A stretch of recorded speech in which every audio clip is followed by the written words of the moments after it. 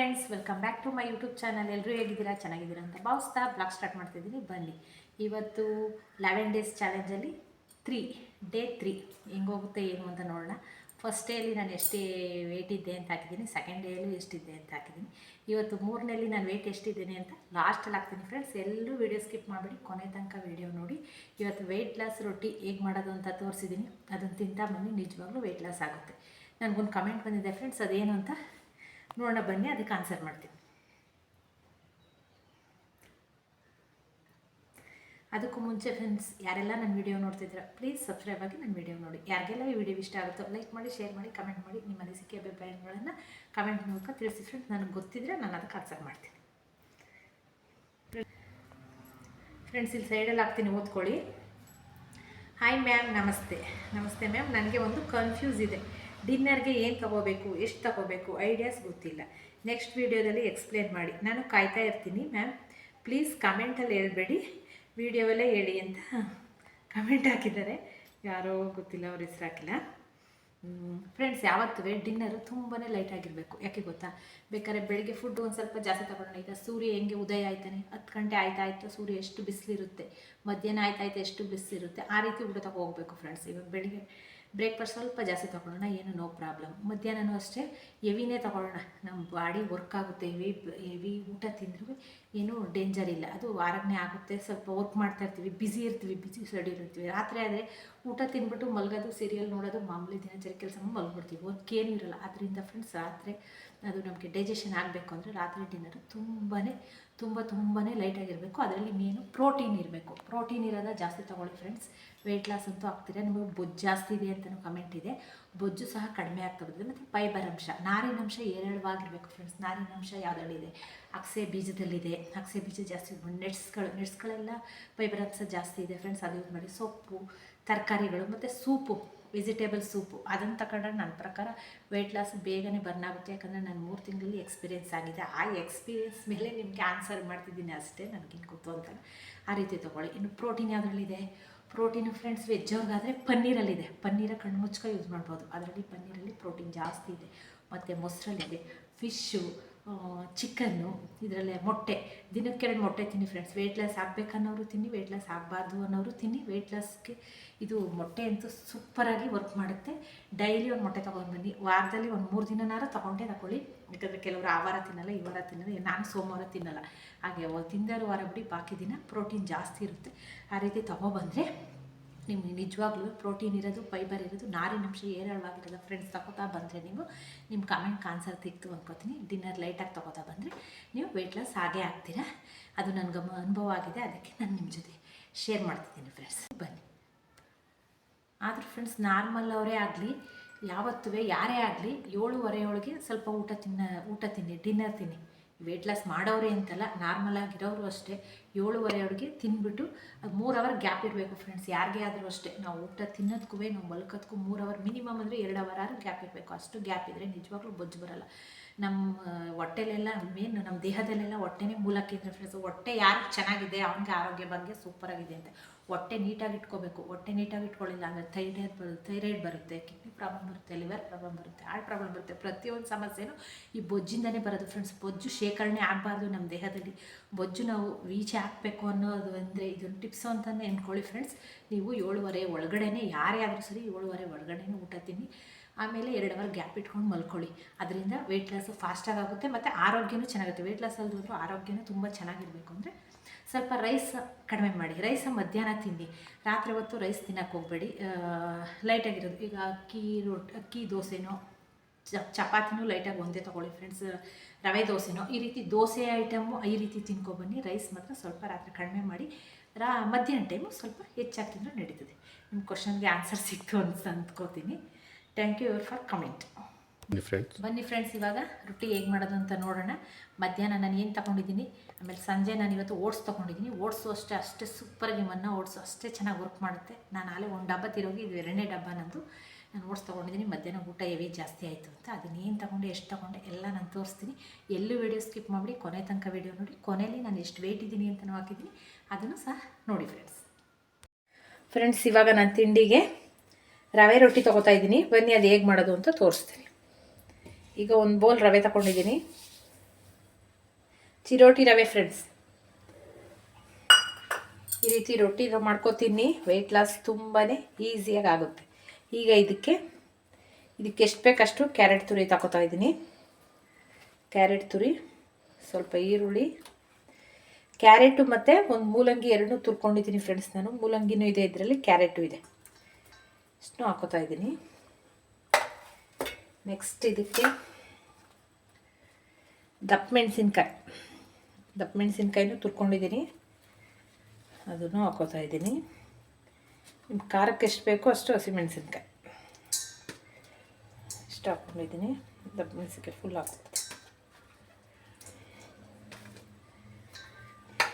ಈಗ ಫ್ರೆಂಡ್ಸ್ ಇದಕ್ಕೆ ರುಚಿಗೆ ತಕ್ಕಷ್ಟು ಉಪ್ಪು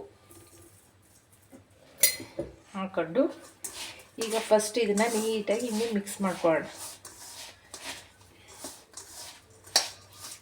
ಇದಕ್ಕೇ ಫ್ರೆಂಡ್ಸ್ ನಾನು 1 ಟೀ ಸ್ಪೂನ್ ಜೀರಿಗೆ ಹಾಕ್ತಾಯಿದ್ದೀನಿ. ತುಂಬಾ ಚೆನ್ನಾಗಿರುತ್ತೆ, ಹಾಗೆ ಬೇಕಾದರೂ ತಿನ್ಬೋದು. ಇದಕ್ಕೆ ಫ್ಲ್ಯಾಕ್ಸ್ ಸೀಡ್ಸ್ ಮತ್ತು ಮೆಂತ್ಯ, ಅಗಸೆ ಬೀಜ ಮತ್ತು ಮೆಂತ್ಯ ನಾನು ನಿಮಗೆ ವಿಡಿಯೋ ಹಾಕಿದ್ದೀನಿ, ನೋಡಿಲ್ಲ ಅನ್ನೋರು ಆ ವಿಡಿಯೋ ನೋಡಿ.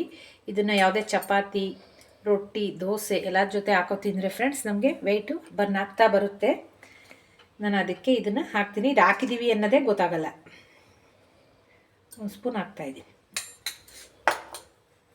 ಎಲ್ಲ ನೀಟಾಗಿ ಹೀಗೆ ಮಿಕ್ಸ್ ಮಾಡೋಣ.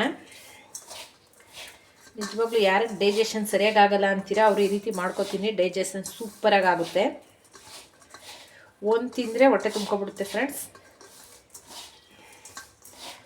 ಇದು ಬ್ರೇಕ್ಫಾಸ್ಟ್ಗಾರು ತೊಗೋಬೋದು, ಡಿನ್ನರ್ಗಾರು ತೊಗೋಬೋದು. ಈಗ ಇದಕ್ಕೆ ಎಷ್ಟು ಬೇಕು ಅಷ್ಟು ನೀರು ಹಾಕೋತೀನಿ.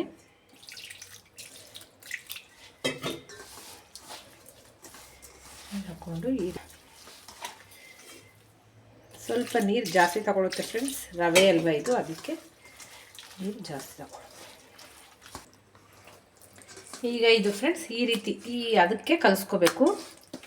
ಈ ರೀತಿ ನೀಟಾಗಿ ಕಲಿಸ್ಕೊಳ್ಳಿ. ಈಗ ಇದನ್ನು 5 ನಿಮಿಷ ಹಾಗೆ ಬಿಟ್ಬಿಡೋಣ. 5 ನಿಮಿಷ ಇದು ನೆನಿಬೇಕು ಫ್ರೆಂಡ್ಸ್. ಆಮೇಲೆ ರೊಟ್ಟಿ ಮಾಡೋದು ಹೇಗೆ ಅಂತ ತೋರಿಸ್ತೀನಿ. ಹೇಗೆ ಮಾಡೋದು ಅಂತ ತೋರಿಸ್ತಾ ಇದ್ದೀನಿ. ಗ್ಯಾಸ್ ಆನ್ ಮಾಡಿದ್ದೀನಿ. ಈಗ ಕಲ್ಲು ಕಾಯಕ್ಕಿಡೋಣ ಫ್ರೆಂಡ್ಸ್. ಇದು ಕಾದಿದೆ.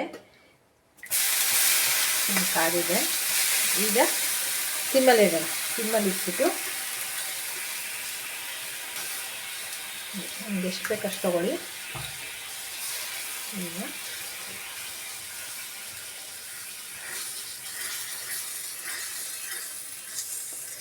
ತುಂಬಾ ಚೆನ್ನಾಗಿರುತ್ತೆ, ವೆಯ್ಟ್ ಲಾಸ್ ಆಗುತ್ತೆ. ನಿಮ್ಮ ವಿಡಿಯೋ ನೋಡಿಲ್ಲ ಅಂದರೆ ನೋಡಿ. ಫ್ಲ್ಯಾಕ್ಸ್ ಸೀಡ್ಸ್ ಮತ್ತು ಮೆಂತ್ಯ ಅದನ್ನು ಕುಟ್ಬಿಟ್ಟು ರಾತ್ರಿ ಹೊತ್ತು ಮಲ್ಕೊಂಡ್ರೆ ಫ್ರೆಂಡ್ಸ್ ಬೆಳಿಗ್ಗೆ ಹೊತ್ತಿಗೆ ಎಷ್ಟು ರಿಲೀಫ್ ಅನಿಸುತ್ತೆ ಅನ್ಬೇಡಿ. ವೆಯ್ಟ್ ಲಾಸ್ ಫಾಸ್ಟಾಗಿ ಆಗುತ್ತೆ. ಟ್ರೈ ಮಾಡಿ. ಅದ್ರ ಬೆನಿಫಿಟ್ ಎಲ್ಲ ಅದರಲ್ಲಿ ಎಕ್ಸ್ಪ್ಲೇನ್ ಮಾಡಿದ್ದೀನಿ.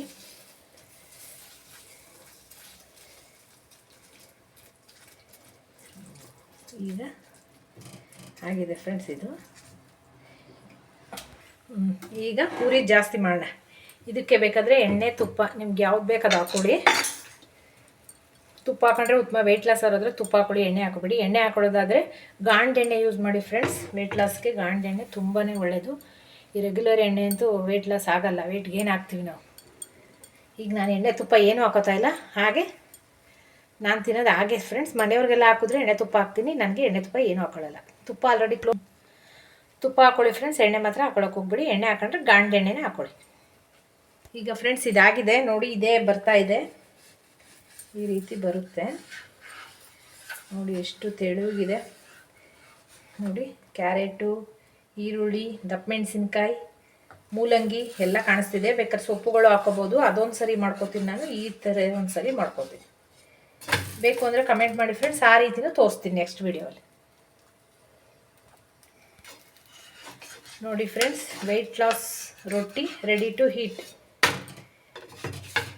ಒಂದೇ ಕಡೆ ಬೇಯಿಸ್ಕೋಬೋದು, ಬೇಕಾದರೆ 2 ಕಡೆನೂ ಬೇಯಿಸ್ಕೋಬೋದು.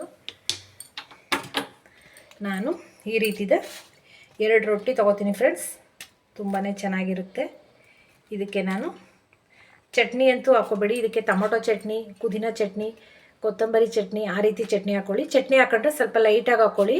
ವೆಯ್ಟ್ ಲಾಸ್ ಮಾಡೋರು, ಬಾಕಿಯವರು ಚಟ್ನಿ ಹಾಕೊಂಡು ತಿನ್ಬೋದು. ನಾನು ವೆಯ್ಟ್ ಲಾಸ್ ಆದ್ದರಿಂದ ಕೈಲಿ ವೆಯ್ಟ್ ಗೇನ್ ಆಗುತ್ತೆ ಫ್ರೆಂಡ್ಸ್. ಕಾಯಿ ನಾನು ಜಾಸ್ತಿ ಯೂಸ್ ಮಾಡಲ್ಲ, ಅದಕ್ಕೆ ನಾನು ಈ ಥರದ ಫ್ರೆಂಡ್ಸ್ ನಾನು 2 ರೊಟ್ಟಿ ತೊಗೋತೀನಿ. ನಾನು ಇವತ್ತು ನಮ್ಮ ಮನೇಲಿ ಚಿಕನ್ ಸಾಂಬಾರು ಮಾಡಿರೋದ್ರಿಂದ 2 ಪೀಸ್ ಚಿಕನ್ ಸಾಂಬಾರು ಹಾಕ್ಕೊಂಡು ಬ್ಯಾಟಿಂಗ್ ಮಾಡ್ತೀನಿ. ನೀವು ಅಷ್ಟೇ ವೆಯ್ಟ್ ಲಾಸ್ ರೊಟ್ಟಿ ಮಿಸ್ ಮಾಡಬೇಡಿ. ಇದನ್ನು ಡಿನ್ನರ್ಗಾರು ತೊಗೊಳ್ಳಿ, ಬ್ರೇಕ್ಫಾಸ್ಟ್ಗಾರು ತೊಗೊಳ್ಳಿ, ತುಂಬಾ ಆರೋಗ್ಯಕ್ಕೆ ಒಳ್ಳೆಯದು.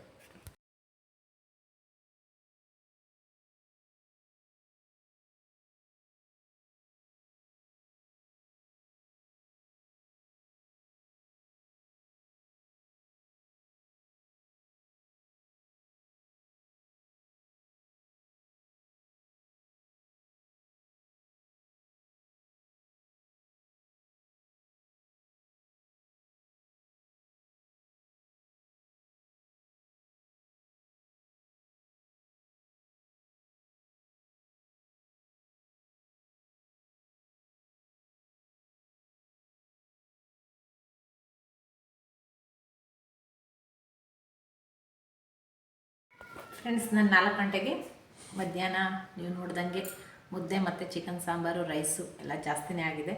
ಅದಕ್ಕೆ ಇವಾಗ ಸಂಜೆ 4 ಗಂಟೆಗೆ ನಾನು ಎಳ್ನೀರು ತೊಗೋತಾ ಇದ್ದೀನಿ. ಎಳ್ನೀರು ತುಂಬಾ ನನ್ನ ಫೇವ್ರೇಟ್, ತುಂಬಾ ಇಷ್ಟ ಅಂತ ಹೋದ ವಿಡಿಯೋಲ್ಲೂ ಹೇಳಿದ್ದೀನಿ. ನೀವು ಅಷ್ಟೇ ಈ ಬೇಸಿಗೆಲಂತೂ ಎಳ್ನೀರು ಬೇಕೇ ಬೇಕು. ದಿನಕ್ಕೊಂದು ಎಳ್ನೀರು ಯೂಸ್ ಮಾಡಿ, ವೆಯ್ಟ್ ಲಾಸ್ ಬೇಗ ಆಗುತ್ತೆ.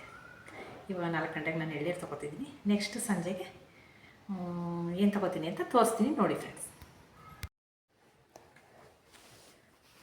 ಈಗ ಸಂಜೆ 5:30ಗೆ ನಾನಿವತ್ತು ಓಟ್ಸ್ ತೊಗೋತಾ ಇದ್ದೀನಿ. ಯಾಕಂದರೆ ಮಧ್ಯಾಹ್ನ ರೈಸ್ ಮತ್ತು ಮುದ್ದೆ ಚಿಕನ್ನು, ಬೆಳಿಗ್ಗೆ ರೊಟ್ಟಿ, ಎಳ್ನೀರು ಎಲ್ಲ ಜಾಸ್ತಿ ಆಗಿತ್ತು. ಅದಕ್ಕೆ ಹೊಟ್ಟೆ ಹಸು ಇರಲಿಲ್ಲ, ಅದಕ್ಕೆ ಬರೀ ಓಟ್ಸ್ ತೊಗೋತಾ ಇದ್ದೀನಿ. 4 ಸ್ಪೂನ್ ಓಟ್ಸ್ ಹಾಕ್ಕೊಂಡಿದ್ದೀನಿ ಫ್ರೆಂಡ್ಸ್, ಮನ್ನಾ ಓಟ್ಸ್.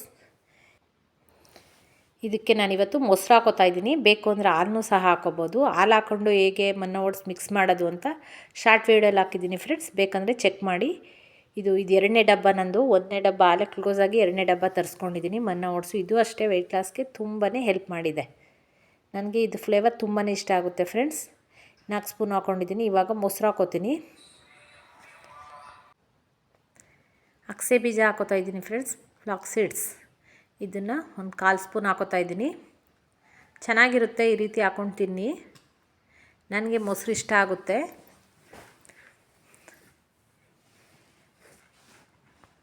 ಸಬ್ಜಾ ಸೀಡ್ಸ್ 1 ಸ್ಪೂನ್ ಹಾಕೋತಾ ಇದ್ದೀನಿ ಫ್ರೆಂಡ್ಸ್. ಅಗಸೆ ಬೀಜ, ಸಬ್ಜಾ ಸೀಡ್ಸ್ ಮತ್ತು ಓಟ್ಸ್.